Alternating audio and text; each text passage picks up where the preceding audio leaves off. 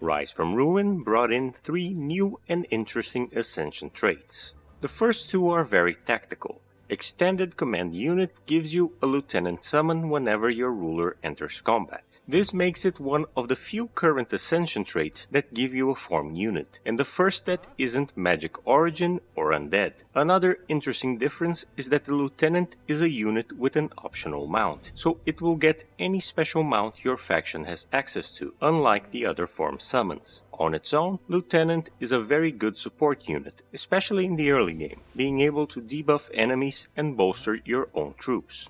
There is a strange quirk to this trait, however. In the current patch, the Lieutenant summon will be a form unit belonging to whatever faction is player 1 in the match. While testing out these Ascension traits, I found my Lieutenant summon belonged to the faction of the first ruler in a 3-player map. To make sure it wasn't a fluke, I started the exact same match with the exact same settings, except that the ruler with the extended command unit was player 1. Said and done, the summoned lieutenant was now the same form unit as the rest of his faction. Moving on, Warlord Commands is the next trait, and it gives your leader access to one of 3 buffs every turn. Despite the randomness, all commands are significant buffs and more importantly are free actions, so it won't disrupt your ruler's turn. This is even more powerful than what the Warlord unit gets, since it resets every turn instead of going on cooldown. You get a lot more value in exchange for RNG.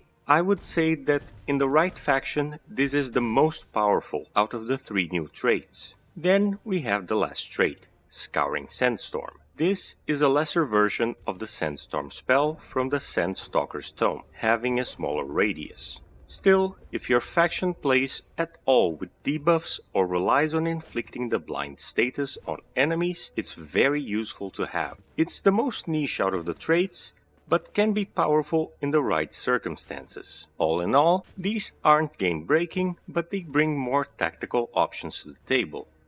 Well, maybe Warlord Commands is a little broken. The other 2 are pretty good, but more circumstantial due to quirks or build requirements. Check out the linked video to see a faction getting the most out of Sandstorms and its tome.